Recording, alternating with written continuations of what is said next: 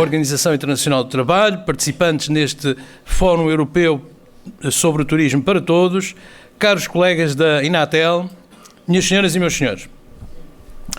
A todos dirijo, como é natural, e em primeiro lugar, a minha melhor saudação de boas-vindas em meu nome pessoal e em nome da Fundação Inatel, que aqui represento. Vão-me permitir que, em primeiro lugar, dirija os meus agradecimentos à Organização Internacional de Turismo Social, de que a Inatel faz parte há muitas décadas e que acolheu positivamente, há 2 anos exatamente, a nossa candidatura à realização em Portugal deste Fórum 2015. Pesou certamente na decisão da OITS o facto de possuirmos um excelente equipamento hoteleiro em Albufeira, que é já há muitos anos uma referência europeia no turismo para todos. Mas esta decisão da OITS, que nos deu grande alegria, conferiu também uma marca internacionalista às comemorações dos 80 anos da Fundação Inatel, que decorrem este ano, e isso justamente muito nos honra. E agradecemos, como disse.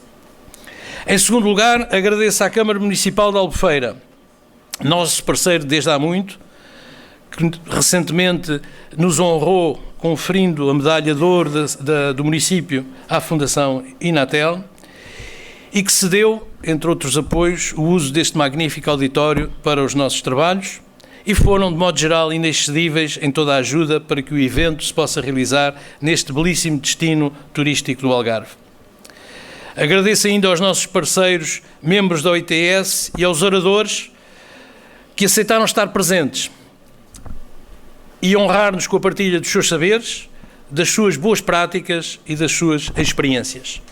Temos conferencistas e operadores de Portugal, de Espanha, Itália, França, Bélgica, Reino Unido, Áustria, Hungria e Brasil, o que dá um alcance verdadeiramente global a este Fórum Europeu. Muito obrigado pela vossa generosidade em virem participar e trabalhar connosco.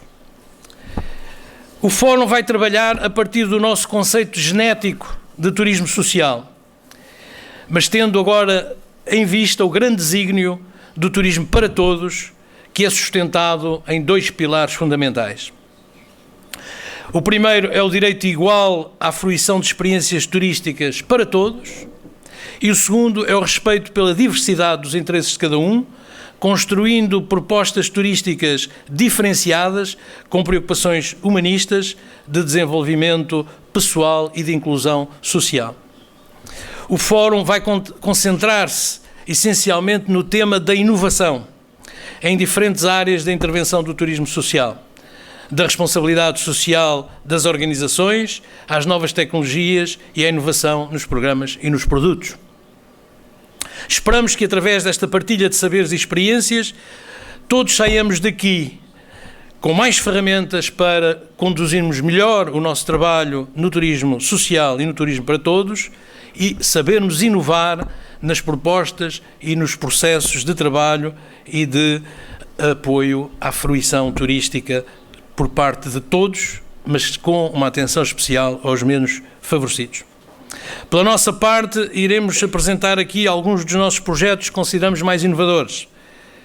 Permitam-me que destaque desde já perante todos vós o portal Portugal, que esperamos venha a tornar acessível a toda a gente toda a oferta de turismo responsável e sustentável existente em Portugal, um portal aberto a todos os operadores e a todos os agentes de turismo responsável e sustentável. Iremos apresentar também o nosso projeto ReFood, com o qual queremos assumir uma forte responsabilidade social, interagindo com a comunidade para combater o desperdício alimentar. Para 2015 prevemos doar 10.600 refeições e evitar mais de 4 toneladas de resíduos sólidos e pretendemos reduzir a nossa pegada carbónica em cerca de 18 toneladas de CO2. Em terceiro lugar, iremos apresentar o programa de integração dirigido aos refugiados das zonas de guerra do Médio Oriente, em que procuraremos integrá-los para que estes tenham novas oportunidades de vida em liberdade e segurança, com novas ferramentas que os tornem mais valorizados e respeitados perante a comunidade.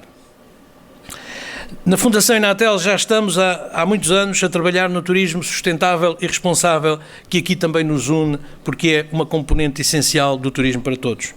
Temos feito inúmeras obras nos nossos hotéis para melhorarmos a eficiência energética e também as acessibilidades para os que têm deficiências motoras.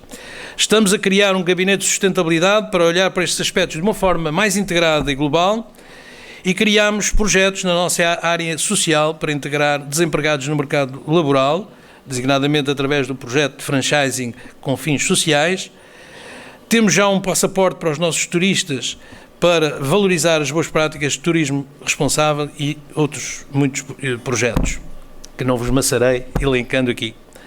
Partilhamos, isso sim quero frisar bem, com todos vós, esta ideia do turismo para todos, que deve assentar sempre em vários princípios fundamentais. Primeiro, o respeito da diversidade das crenças religiosas, filosóficas e morais de cada um. O respeito pelas leis, naturalmente, mas também pelos usos, os costumes e tradições das regiões onde estamos inseridos. O respeito pelo turista, pelos turistas, talvez o plural seja melhor, porque respeitamos neles a diversidade dos seus modos de vida, dos seus gostos e das suas expectativas. O respeito pela igualdade de género, promovendo também a inclusão e os direitos dos grupos mais vulneráveis, nomeadamente as crianças, os idosos, os deficientes e as minorias étnicas. A rejeição ativa de qualquer forma de exploração do ser humano. A salvaguarda do ambiente e os recursos naturais, defendendo a preservação da água e da energia. O respeito pelo património natural, artístico, cultural e religioso. A este propósito, gosto sempre de salientar, permitir-me que o faça aqui uma vez mais, o facto da Inatel ser um consultor reconhecido pela Unesco para as questões do património cultural e material, mas também queremos sempre e procuramos e identificamos com este princípio comum de incentivar as produções culturais e artesanais tradicionais, sem padronização e sem empobrecimento cultural.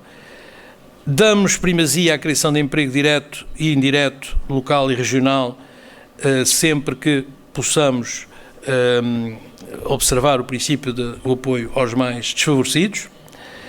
Procuramos assegurar a transparência nas relações com fornecedores e com turistas e, de modo geral, os direitos fundamentais dos trabalhadores, designadamente o salário digno, uma formação ajustada, inicial e contínua e uma proteção social adequada e combatendo, dentro do possível, a precariedade dos contratos, dos vínculos de trabalho.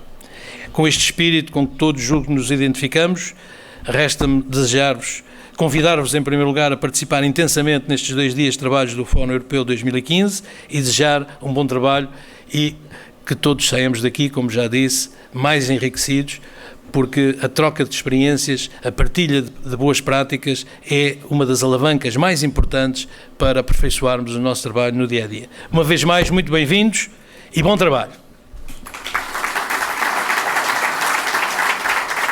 Muito obrigado. Continuamos então. Honra-nos também com a sua presença, Sua Excelência, o Presidente da Câmara de Albufeira, Carlos Eduardo Silva e Sousa, a quem desde já agradeço o apoio dado a este fórum e também a quem peço que se dirija uma alocação a esta conferência, por favor. Muito obrigado pela sua presença.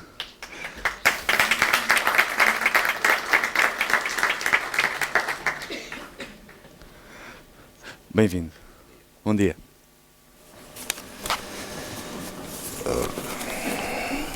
Muito bom dia a todos. Eu queria comentar naturalmente a organização, da qual também fazemos parte. Sou Presidente da OITS, sou Presidente da Inatel. Agradeço-vos a iniciativa de terem trazido para a Albufeira este fórum. Comentar o Sr. Presidente da Região de Turismo, os seus vereadores aqui presentes, demais autarcas, os seus conferencistas, todos os presentes. Eu não preparei propriamente uma intervenção porque eu penso que este fórum vai ser e vai ter uma abordagem sobre a matéria que será bastante rica. Aliás, basta passar os olhos pelo programa para ter essa noção e essa percepção. além de rica, baseada quer na experiência, quer na diversidade dos intervenientes. Albufeira, eu, em primeiro lugar, manifestar a honra de ter aqui presentes tão ilustre plateia e para uma reflexão que nos diz bastante. Eu devo acentuar, que não, só para ter essa noção, que foi um dos temas da última campanha política que eu assumi publicamente numa cidade que é considerada no Algarve a capital do turismo e mesmo em Portugal, a questão do turismo inclusivo. E ao fazê-lo, devo dizer que, ao abraçar esta causa, nortearam várias questões e que hoje já aqui foram muito bem afloradas, como os princípios. O princípio da igualdade, o princípio da dignidade do ser humano, a solidariedade, o sermos, no fundo, todos humanos. E isso implica direitos e implica obrigações.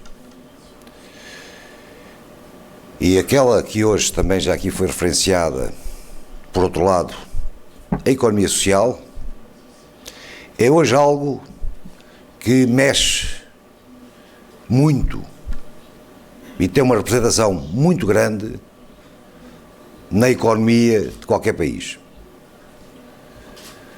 Ao se assumir a responsabilidade social, e isso é feito genericamente na Europa, existe à volta dela toda uma economia geradora de riqueza, de emprego e de movimento na economia que é interessante, digamos assim, para qualquer sociedade. A economia social é algo que não se pode olhar de lado, deve-se olhar de frente. Ela é uma realidade presente e que vai estar presente cada vez mais. Assim seja nas sociedades desenvolvidas. Se eu posso dar uns números, na Europa, por exemplo, do volume na área do turismo inclusivo, que orça mais de 90 mil milhões de euros. Não é algo que se possa olhar de lado. E isto deve ser, este número, isto numa cidade como Albufeira, um concelho como Albufeira, com as nossas características, com uma população que tem uma cultura de saber receber bem, tem uma cultura de não discriminar, que tem uma cultura de solidariedade. Aliás, basta olhar para o conjunto que temos em Albufeira de equipamentos, de instituições que laboram nesta matéria. O que implica que é um concelho, uma cidade que tem um objetivo muito claro quanto à dignidade do ser humano. E se isso implicar também, ao mesmo tempo, um desenvolvimento económico, então estamos a juntar o melhor de dois mundos, num só. As nossas características, quer humanas, quer o nosso património cultural, o nosso património imaterial, a nossa natureza, que é uma natureza suave, uma natureza prazenteira, de alegria, de boa disposição, e as atividades que podem estar associadas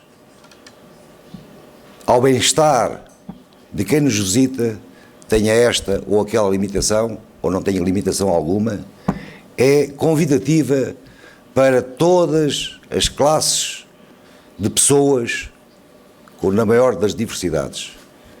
E, portanto, a Albufeira sente, quer pela sua grandeza de humanidade, quer pelas suas características próprias da natureza que temos, que é ímpar, que temos todas as condições para nos dedicarmos a este tipo de turismo. E devo dizer que este tema não é novo, mas é cada vez mais novo, porque cada vez mais se notam necessidades nestas matérias. Portanto, o olhar atento dos municípios, não só sobre questões, as suas próprias questões sociais, em que cada vez mais se aplicam ao poder local, que está mais perto das populações, em colaboração com as instituições de solidariedade social. Isto aplica-se também às regras da economia e à atração que estes municípios possam ter na área da economia social. Claro que estamos todos a experimentar sermos melhores, estamos todos a experimentar evoluirmos enquanto seres humanos, estamos todos a experimentar arranjar formas diversas de poder agradar, porque isto, o turismo não é uma indústria de tristeza, agradar a quem dele possa utilizar e, portanto, a inovação nestas matérias, de tornar um turismo não apenas hoteleiro, não um depósito de pessoas, mas algo que tenha atividades devidamente adequadas à população a quem se dirigem, é algo que é um desafio. E é um desafio que nós estamos preparados para fazer, e por isso este fórum é bastante bom que seja feito aqui em Albufeira. Eu estou realmente muito grato por isso, para que nós, município, também possamos aprender a trilhar um caminho que é um caminho conjunto, não só da Albufeira, não só do Algarve, não só de Portugal, é da Europa e é do mundo. O mundo cada vez é mais pequeno e nós temos a obrigação de sabermos tornar este mundo melhor, e devemos começar pelos de casa, tratando-os bem, que é o que nós estamos a fazer em Albufeira. Já estamos a trabalhar fortemente nas nossas questões sociais, para que possamos tratá-las da melhor maneira, e, por outro lado, temos as condições para que toda a gente possa usufruir deste concelho, que é de facto maravilhoso para o lazer, para a cultura, para o convívio, para sermos todos mais humanos. E isso é a grande realização de quem está nestas andanças, digamos assim, é essa realização pessoal. Uma vez mais, a minha gratidão, espero que corra tudo muito bem, e gostaria de ter, afinal, as conclusões deste fórum, que espero que corra da melhor maneira. Uma vez mais, muito bem-vindos à Albufeira, e uma riqueza de trabalhos é que eu desejo. Muito obrigado.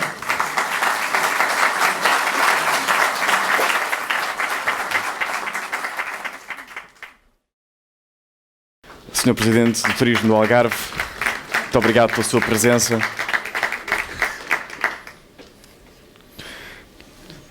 Muito bom dia, seja bem-vindo. Muito bom dia. Eu também não preparei nenhum discurso e até vou virar este ao contrário para não olhar para aqui. Quero cumprimentar a organização que aqui veio ao Albufeira e ao Algarve organizar este fórum. Sou Presidente do Inatel, sou Presidente da Câmara Municipal de Albufeira, senhores vereadores, caros conferencistas, deixem-me dizer que fazer um registro que me parece importante, porque a intervenção do Sr. Presidente do Inatel e a intervenção do Sr. Presidente da Câmara foram de tal maneira elucidativos, de tal maneira coerentes e de tal maneira fortes, que só por isso já valeu a pena lançar estes desafios aqui e hoje neste auditório. Eu sou Presidente da Região de Turismo do Algarve. Não sou Presidente do Algarve, sou Presidente da Região de Turismo do Algarve. A autonomia do Algarve ainda não está consolidada, portanto, a Região de Turismo é, na realidade, a entidade que nos rege enquanto destino mais importante do turismo em Portugal. O Algarve representa quase 40% do turismo nacional, ou seja, Portugal continental, Açores e Madeira. Nós representamos, no contexto, em termos de turistas e em termos de dormidas internacionais, quase 40% das dormidas em Portugal. Nós este ano, 2015, o Algarve vai ter mais de 17 milhões de dormidas. Portanto, é uma região consolidada, e é uma região que tem trabalhado ao longo dos anos para continuar-se a promover e a valorizar.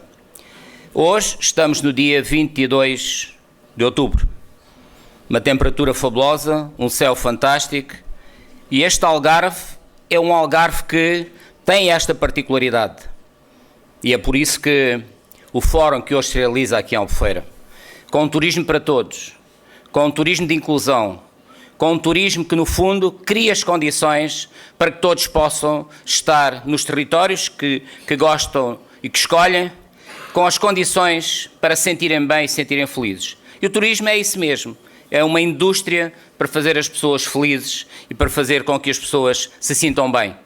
O Sr. Presidente da Câmara disse que nós, em Albufeira e no Algarve, temos o culto de saber receber. Temos longos anos, alguns anos, ligados ao turismo e de uma forma que nos fomos adaptando. E por isso estamos a trabalhar todos nesse sentido. A região de turismo tem um plano de marketing onde tem, num dos seus pontos principais, trabalhar claramente o turismo inclusivo, o turismo para todos e o turismo particularmente para as pessoas com dificuldades de mobilidade e outras dificuldades. E estamos a trabalhar muito nesse sentido, porque o turismo há uns anos era o quarto do hotel e pouco passava daí. E neste momento é um turismo onde tudo está associado, tudo está interligado, e este Algarve não tem só o sol, a praia e o mar, que é importantíssimo e que deve ser sempre valorizado, mas tem cada vez mais uma diversidade de oferta, desde turismo de natureza, do turismo cultural, do património, assim, um conjunto de ofertas variadas, mas para isso é preciso criar as condições para que as pessoas, quando vêm ao Algarve, se sintam bem e tenham gente que saiba também mostrar, informar e, no fundo, criar essas condições. E nessa particularidade, felizmente que todas as instituições, desde os municípios aos hoteleiros e todos os agentes do setor, estão com essa preocupação. E essa preocupação virá também ajudar a minimizar um dos nossos problemas, que é o contexto da sazonalidade. Nós queremos um Algarve todo o ano, com pessoas todo o ano, com dormidas todo o ano e não só nos 4 ou 5 ou 6 meses mais importantes da época turística na região. Portanto, eu quero dizer-vos que, da nossa parte, em colaboração com todos os agentes do turismo, com todos os municípios, estamos a trabalhar muito fortemente para que o turismo para todos, o turismo de inclusão, este tipo de turismo, como disse o Sr. Presidente da Câmara, da economia social, desta escala que tem que ser uma escala trabalhada entre todos os parceiros, a região está preparada para isso, a região está a trabalhar nisso e, por isso, este fórum aqui, neste dia, nesta região e neste concelho, vem ao encontro daquilo que tem sido as nossas preocupações, têm sido os nossos objetivos, porque só assim é que nós conseguimos um Algarve mais sustentável, um Algarve onde as condições da oferta turística sejam de melhor qualidade e onde os turistas que vêm de todo o mundo para esta região se sintam bem, com gente que sabe receber bem, com gente que sabe ser simpática e sabe ajudar. Isto, o turismo é isto, é o social, ajudando e sustentando a economia, aliás ao contrário, mas essa é a realidade. Há um trabalho a fazer por todos e a nossa parte, como região de turismo do Algarve, a disponibilidade total para trabalharmos em conjunto para um turismo cada vez melhor e onde todos possam ter o direito à igualdade. Muito obrigado a todos e bom dia.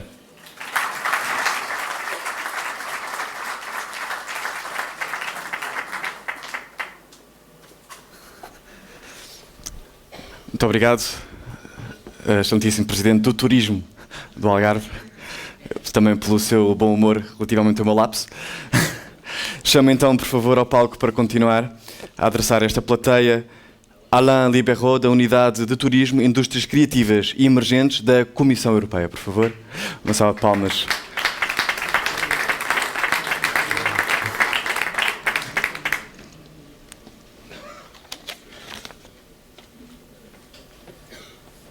Welcome. Bonjour à tous et à toutes. Je suis désolé, je ne parle pas portugais, donc je vais m'exprimer en français. Tout d'abord, je voudrais remercier bien sûr l'OITES pour son invitation. C'est toujours un plaisir de participer à vos travaux du point de vue de la Commission européenne. Je voudrais remercier Inatel pour son accueil, monsieur le maire, monsieur le président de l'Algarve. C'est la première fois que je viens ici et je trouve que c'est une région fantastique. Donc si je cherchais des idées pour ma retraite en basse saison, je pense que j'ai déjà trouvé. Donc voilà. Alors, le titre de votre forum, c'est sur l'avenir du tourisme en Europe, plus précisément du tourisme pour tous. C'est un vrai défi, effectivement, mais je crois déceler dans le sous-titre un début de réponse. On verra bien dans les 2 journées qui vont se dérouler, mais vous avez sous-titré les outils pour innover. Et je pense effectivement qu'une des solutions de nos défis, des défis qui sont devant nous en Europe, passe par l'innovation. Alors je vais faire un rappel rapide du contexte général au niveau européen. Je crois que c'est toujours bon de rappeler le contexte. Et ensuite, je vous dirai un petit peu quelques mots sur nos priorités pour la période 2015-2020. Tout d'abord, un petit mot pour dire que effectivement l'année 2015 a été un peu difficile au niveau de la Commission européenne. Vous le savez, nous avons eu plusieurs restructurations suite à la mise en place de la nouvelle Commission Juncker. Ceci s'est traduit par 2 restructurations au niveau de notre unité, qui est devenue maintenant l'unité tourisme, Creative Industries, Emerging Industries et Textile. Donc vous voyez, ça fait une grosse unité.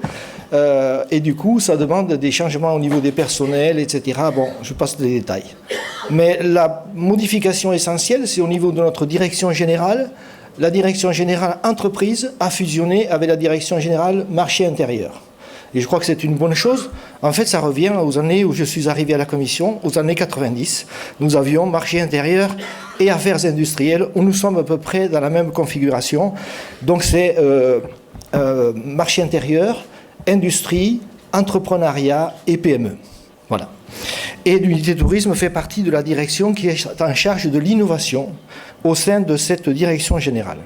C'est pourquoi je répète que l'innovation est un point essentiel. Alors, le contexte général, vous le connaissez tous, de quelques chiffres. Il faut toujours replacer le tourisme, qui est le 3e secteur économique au niveau de l'Union européenne. C'est quand même pas rien. 3e secteur économique, ça veut dire quoi? Ça veut dire 10% du PIB, ça veut dire 12 millions d'emplois dans l'Union européenne, et ça veut dire 3 millions de PME, et notamment des petites et moyennes entreprises. Nous avons une grosse frappe, je dirais, économique, mais au niveau politique, c'est plus compliqué. Vous le savez tous, le tourisme est une compétence partagée à différents niveaux. C'est au niveau national, ça existe. Il y a les municipalités, les communes, les communautés de communes, les régions, les départements, enfin peu importe, les structures administratives. Puis après, il y a le niveau national et enfin le niveau européen. Donc cette multiplication d'acteurs, c'est une donnée de base, mais ça complique effectivement la portée de ce projet et de cette politique à un niveau qui devrait être celui qui se trouve dans d'autres secteurs qui ont un poids plus important, malgré le fait qu'ils n'ont pas le poids économique du tourisme.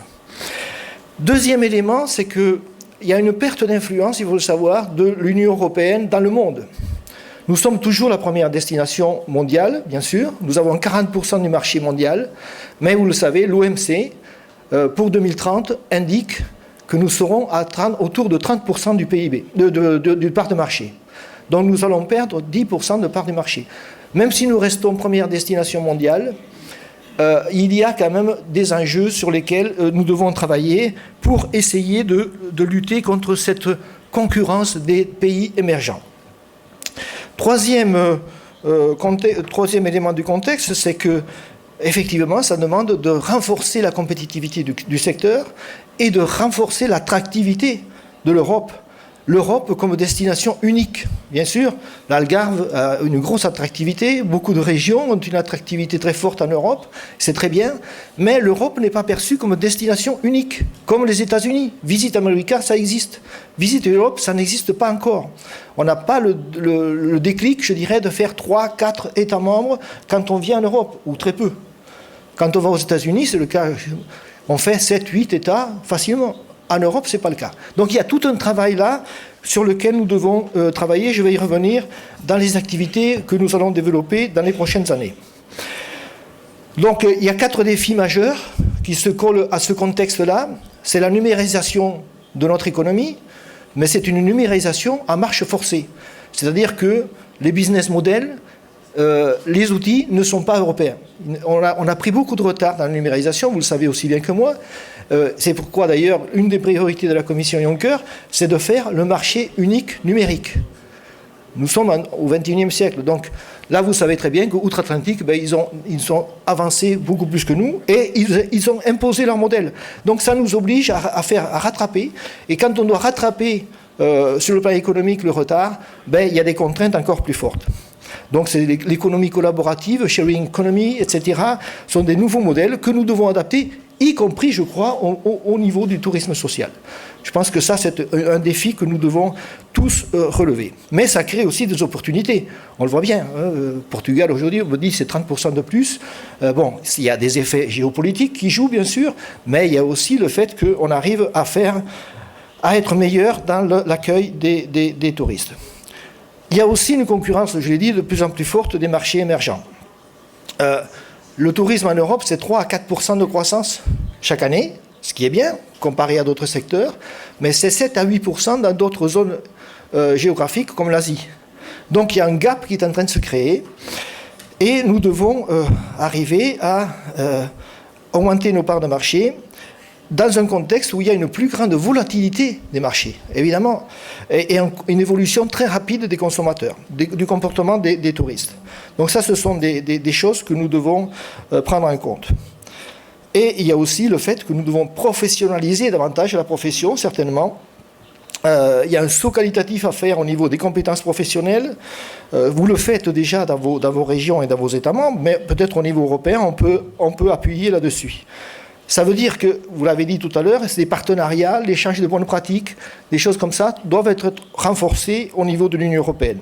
Et nous devons mieux exploiter les métadonnées, comme c'est le cas aux États-Unis, pour anticiper les marchés de demain et non pas fonctionner sur les marchés d'aujourd'hui ou d'hier. Dernière donnée de base, c'est le vieillissement démographique en Europe.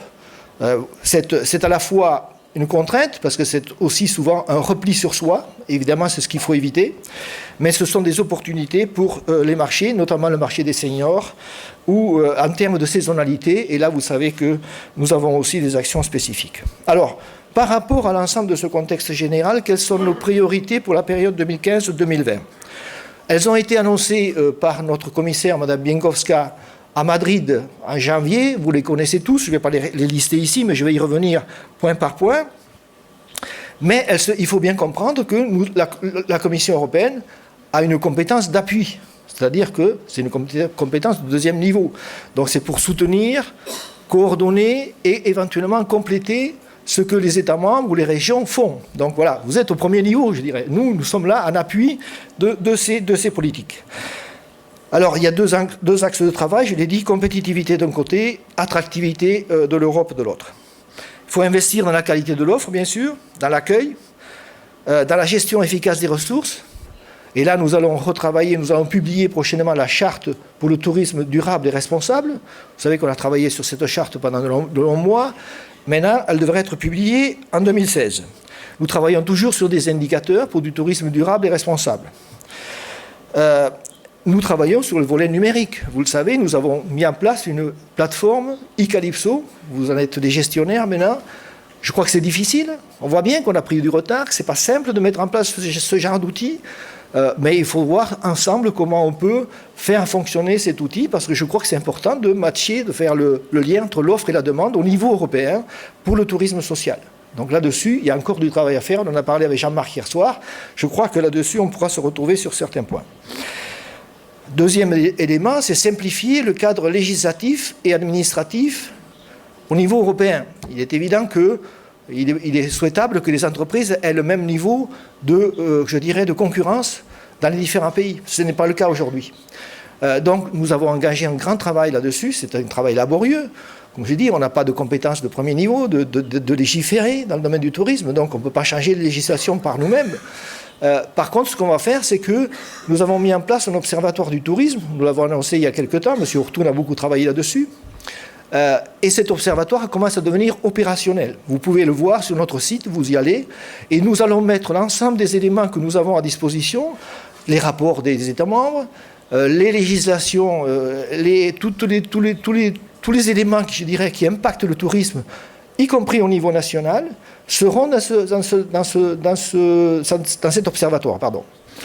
Ça permet effectivement d'avoir une bonne connaissance déjà du marché européen. Bon, c'est un premier pas. Évidemment, ce n'est pas suffisant.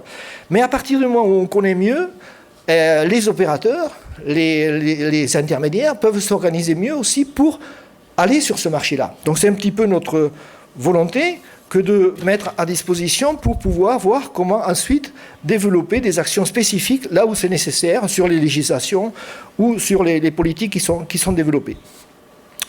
Ça concernera évidemment les législations qui viennent de l'Europe sur la directive à forfait, les visas, etc. Tout sera là. Donc je vous invite à regarder cet observatoire et à nous faire des commentaires. Aujourd'hui, il n'est pas très visité. On a regardé les chiffres dernièrement, donc il n'est pas très connu, mais je pense que c'est un élément important de connaissance à la fois statistique, économique, législative, etc. du secteur. Alors ensuite, il convient toujours de renforcer effectivement la diversification de l'offre touristique. Pour la Commission, il s'agit de voir comment on peut amener à des produits transnationaux, comme nous l'avons déjà engagé il y a quelques années. Donc là-dessus, on va poursuivre avec des appels à propositions, pas en 2016 pour le coup. En 2016, il y a un petit budget, donc on ne va pas faire ça. Mais à terme, il est souhaitable quand même d'amplifier la mise en place de produits transeuropéens et de partenariats publics-privés, comme vous connaissez dans vos appels à propositions, pour les seniors, pour les jeunes, etc. Mais il faut se projeter aussi dans le contexte de ces partenariats en utilisant non pas les fonds COSME de la DG entreprise ou marché intérieur, enfin, voilà, mais aussi les fonds qui sont à disposition dans le cadre des fonds régionaux ou des fonds, d'autres fonds, des programmes européens. Je pense qu'il faut avoir cette vision-là, et quand je dis cela, c'est par exemple par rapport aux stratégies dans les macro-régions. On ne va pas suffisamment voir ce qui se fait dans les macro-régions. Macro-régions, vous savez, c'est au niveau des États baltiques, le Danube, Euser, l'Adriatique. Maintenant, il va y avoir Eusalpes, sur les Alpes. Donc, ce sont un ensemble de régions dans différents pays qui sont déjà regroupées sur une stratégie particulière. Et le tourisme, évidemment, fait partie de ces stratégies. Et donc, il est souhaitable de regarder à travers ces partenariats qui sont déjà en place comment développer un peu mieux vos activités. Donc ça, c'est un petit peu l'aspect diversification. L'autre élément, c'est améliorer la gouvernance. Évidemment, quand j'ai dit que le secteur était très fragmenté, on souhaite regarder un petit peu plus de près comment on pourrait améliorer la gouvernance au niveau européen. Donc, il y a le niveau institutionnel. Bon, là, on travaille avec le Parlement européen, avec le Comité des régions. Vous savez qu'il y a un rapport Desmontes qui est sur la table, qui va être discuté fin octobre au Parlement européen. Donc ce sont des éléments évidemment à prendre en compte dans les prochaines orientations de la Commission européenne. Il y a le Comité des régions qui va faire aussi un rapport, qui vous a consulté d'ailleurs, qui nous a consulté. Ce rapport sera disponible à la fin du mois aussi, pour être validé à début 2016. Enfin, tout ça, ce sont des éléments qui sont bons parce que ce sont des institutions européennes qui se mobilisent sur le tourisme. Et ensuite, il y a le volet, je dirais, la coordination avec l'industrie, avec les fédérations industrielles. Vous savez qu'il y a un groupe de 7 fédérations industrielles qu'on appelle NET, qui se regroupent, qui travaillent ensemble. Elles sont venues récemment, c'était la semaine dernière, rencontrer notre commissaire. Donc, il y a un travail qui se fait à ce niveau-là. Peut-être, il faut imaginer, peut-être de les rejoindre à un moment donné, je ne sais pas sous quelle forme, mais il y a peut-être une possibilité là de voir comment se situer à ce niveau-là, je dirais de lobbying aussi, il faut le dire clairement, auprès de la Commission européenne. Et ensuite, donc ça c'est le niveau industrie. Ensuite, je l'ai dit, l'essentiel du travail se fait au niveau des opérateurs privés, et là il est souhaitable de faire des partenariats publics-privés. Et là, il y a 2 éléments à prendre en compte. Le premier, ce sont les réseaux européens qui travaillent déjà dans la problématique du tourisme. Nous avons identifié 6, mais peut-être 7, parce qu'on a eu une réunion la semaine dernière. Il y a peut-être un 7e qui va venir sur culture culture et tourisme. Donc ces réseaux, c'est Enterprise Europe Network, c'est le réseau sur le développement rural, c'est le réseau sur le développement maritime et côtier, c'est le réseau sur Nextour, c'est le développement soutenable, oui, on ne dit pas ça, mais bon, peu importe, et le réseau Eden des destinations d'excellence, et ERIN, qui est le réseau sur l'innovation. Donc tous ces réseaux sont des réseaux, premièrement, ils sont européens, deuxièmement, ils sont représentés dans beaucoup de régions au niveau européen, donc c'est le bon niveau, au niveau régional, et troisièmement, ils travaillent sur le tourisme. Donc là, il y a une capacité importante de travailler ensemble et de faire monter des partenariats au niveau européen. Donc je les rencontre, par exemple, lundi prochain, on a eu une réunion avec l'ensemble de ces réseaux. Ça, c'est la première approche pour les partenariats. La deuxième, c'est les clusters. Vous savez que les clusters sont beaucoup mobilisés sur l'innovation. Et les clusters, il se trouve qu'ils sont dans une unité qui est gérée par la DG Entreprise. Donc on souhaite mobiliser davantage les clusters, les clusters dans le tourisme. Nous avons identifié 160 clusters dans l'ensemble de l'Union européenne sur le tourisme. Ce n'est pas négligeable. Alors peut-être il faut faire le tri ici ou là parce qu'ils ne sont pas tous au même niveau, mais il y a une capacité pour travailler dans le domaine de l'innovation avec les clusters que nous allons développer dans les prochains mois. D'ailleurs, nous avons fait un groupe de travail la semaine dernière, les Info Days, vous connaissez, c'est la DG Région qui organise ça, et il y avait un travail spécifique sur le tourisme innovatif. Donc j'ai présidé une réunion et nous avions beaucoup de régions qui étaient représentées, 200 personnes, pour commencer à voir comment utiliser les clusters dans le tourisme en matière de smart specialization, donc dans le cadre des programmes opérationnels de la période 2015-2020. Donc là aussi, il y a une dynamique très forte. Il y a 80 régions qui ont déjà été identifiées et qui ont pris donc, dans les programmes opérationnels smart specialization comme dans le tourisme comme une des priorités. Donc là, il y a une capacité aussi à voir comment développer l'innovation dans le tourisme. Donc vous voyez, tous ces éléments-là, je pense qu'on peut les mettre en commun pour faire progresser les choses. Et le dernier point, c'est l'attractivité. L'attractivité de l'Europe, évidemment, là, il est souhaitable de voir comment on peut travailler avec les pays les plus, je dirais, prometteurs, bon, la Chine, le Brésil, etc. Et une des priorités 2016 sera sur la mise en place d'événements B2B events, pour développer des partenariats au niveau international pour permettre justement de renforcer l'attractivité de l'Europe. Donc là, je n'ai pas les détails, c'est discuté demain en comité COSME, mais on aura quasiment, probablement, la Commission va proposer 3 millions d'euros pour faire des B2B events, et évidemment, on pourra faire ce type d'événements sur le tourisme social. On peut imaginer que certains de ces B2B events porteront sur vos problématiques. Donc, regardez tout ça de près. Je pense qu'en 2016, il y a des choses qui vont se passer. Vous êtes bien sûr invités à suivre un petit peu nos travaux. Et nous-mêmes, nous allons suivre vos travaux, puisque je vais rester ces 2 jours. Et comme ça, comprendre un petit peu quelles sont vos problématiques. Merci beaucoup. Passo a proceder a chamar o Sr.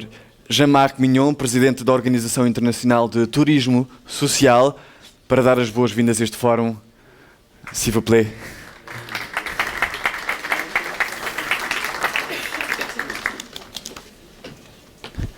Merci. Bienvenue. Bon dia. Bom dia.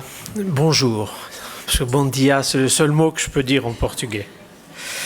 Alors, Monsieur le maire, Monsieur le président du tourisme de l'Algarve, Monsieur le représentant de la Commission européenne, Monsieur le président d'Inatel, cher Fernando, chers amis, membres et partenaires de l'OITS, Mesdames et Messieurs, nous voici donc réunis pour notre 8e forum européen, bien après le tout premier qui avait été organisé à Zakopane en Pologne en 2002, et après notre précédente édition qui avait été organisée par nos amis belges à Blankenberg sur la côte des Flandres occidentales il y a 2 ans et qui fut aussi l'occasion de célébrer les 50 ans de l'OITS.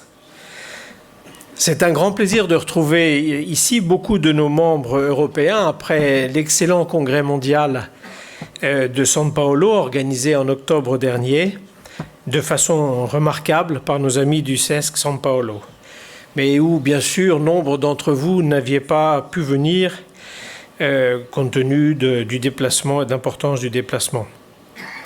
Et c'est sans aucun doute pour faire un peu la transition entre l'Amérique du Sud et l'Europe que nous avons décidé de rester dans le monde lusophone. Mais je dirais que c'est surtout aussi pour répondre à l'invitation d'Inatel que nous avons le plaisir de nous retrouver ici à Albufeira, dans cette belle région de l'Algarve, dans un Portugal qui nous est cher et dont la Fondation Inatel est depuis longtemps un membre fidèle et actif de l'OITS, qui a d'ailleurs aussi organisé l'un de nos congrès mondiaux à Foz do Aurélio il y a plus d'une quinzaine d'années. Donc, cher Président, cher ami Fernando, permettez-moi de vous remercier de tout cœur, vous et toute votre équipe tourisme autour d'Annabella Correia, pour le long travail de préparation et d'accueil de grande qualité que vous nous avez réservé. Il n'y avait qu'à voir la première soirée d'hier pour en juger. Mais l'invitation d'Inatel est aussi venue dans le cadre des 80 ans d'Inatel, célébrés cette année, 80 ans au service de la récréation et des loisirs pour tous. Nous sommes donc heureux d'être présents ici aussi pour cette raison. Donc, bon anniversaire à Inatel, à qui nous portons le respect dû à la génération du dessus, puisque l'OITS n'a que 52 ans. Alors, pour en venir maintenant à notre forum, nous nous réunissons aujourd'hui dans un contexte européen qui est marqué par l'arrivée d'une nouvelle commission, Alain vient d'en parler, de nouvelles équipes, mais où heureusement nous conservons quelques visages connus et amis. Merci Alain d'être parmi nous ce matin, et où les défis à relever sont nombreux. Une crise économique qui se prolonge pour certains pays avec son cortège de souffrances et de difficultés, même si quelques signes encourageants apparaissent chez d'autres. Une compression assez générale des finances publiques, dont nous sentons les effets très directs sur notre secteur d'activité, je dirais y compris sur l'OITS elle-même, et une situation internationale faite de tensions et de conflits régionaux qui ont tendance à se mondialiser et qui se traduit par la grave crise des réfugiés. Et à côté de cela, ou en dépit de cela, un secteur du tourisme qui, selon les estimations de l'Organisation mondiale du tourisme, a repris sa marche en avant avec une nouvelle progression sensible des arrivées internationales. Nous vivons vraiment décidément dans un monde qui n'est pas à une contradiction près. Sans oublier, bien sûr, l'enjeu environnemental et climatique capital pour l'avenir de notre planète et qui sera l'objet de la grande conférence de Paris en fin d'année. C'est donc dans ce contexte dont nous ne pouvons pas faire l'économie qu'avec le comité de coordination de notre section Europe, dont je tiens à saluer ici les responsables, Fabrizio Pozzoli, Patrick Brault et Luc Gobin, nous avons décidé de choisir une thématique essentielle pour nous, à savoir quel avenir pour le tourisme pour tous, des outils pour innover. Cela rejoint une réflexion collective que nous avons choisi de lancer après notre congrès du Brésil sur l'avenir de l'OITS, sur le périmètre de notre organisation et de notre action.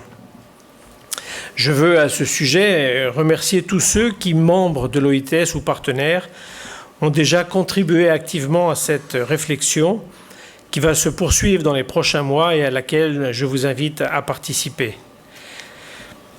L'OITS, dont les membres pèsent environ 100 millions de nuitées par an, ne peut être que le reflet de ce qu'est l'état du tourisme social ou du tourisme pour tous à l'échelle internationale, évidemment, et notamment à l'échelle européenne qui nous concerne davantage dans le cadre de ce forum. Le constat en Europe est que si le taux de départ en vacances s'est, semble-t-il, stabilisé cette année après des années de recul, il n'en demeure pas moins que l'accès aux vacances et au tourisme demeure une denrée bien inégalement répartie, selon qu'on est de tel ou tel pays, et bien sûr selon le niveau de ressources ou son niveau d'autonomie physique, et là je pense particulièrement aux personnes handicapées et âgées. Il ne fait donc aucun doute que la dimension sociale du tourisme, comprise en premier lieu comme l'accès du plus grand nombre de nos concitoyens au tourisme et aux vacances, demeure à nos yeux une nécessité et que la raison d'être de notre secteur et de notre organisation n'est aucunement obsolète. Mais en revanche, savons-nous adapter nos outils, notre action à la société telle qu'elle évolue?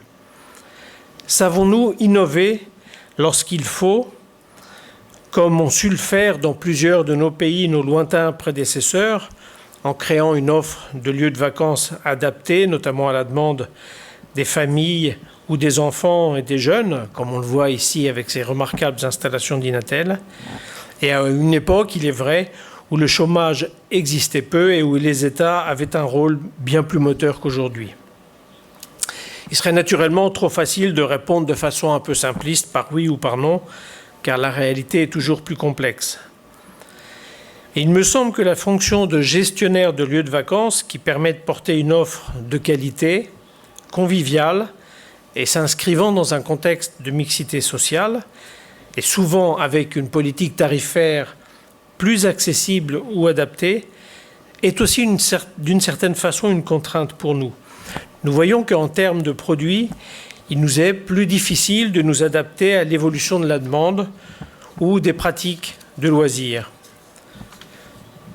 Ce serait cependant injuste et non conforme à la réalité de ne pas relever que notre secteur, nos organismes, savent aussi innover, être imaginatifs, efficaces et performants dans la recherche de réponses à une demande sociale, tout en veillant dans le même temps à trouver une modélisation économique viable. Nous en aurons plusieurs exemples dans les sessions de ces 2 journées. Et je crois personnellement que notre rôle demeure irremplaçable pour démontrer que l'élargissement de l'accès au tourisme et aux vacances d'une part, et l'impérieuse nécessité d'un tourisme qui intègre les notions de solidarité, de soutien au développement et de durabilité d'autre part, ne peuvent être le fruit d'entreprises seules, mais qu'elles doivent pouvoir s'appuyer sur un partenariat ayant du sens entre pouvoirs publics, qu'ils soient interétatiques, nationaux ou régionaux, et les opérateurs touristiques, au sein desquels nous revendiquons notre place avec notre vision et les valeurs que nous partageons avec les secteurs de l'économie sociale et solidaire. Nous attendons donc de notre forum qu'il nous ouvre de nouvelles pistes de réflexion et d'échange, mais j'ajouterais qu'il nous donne aussi davantage le goût d'entreprendre ensemble et de mettre des moyens en commun.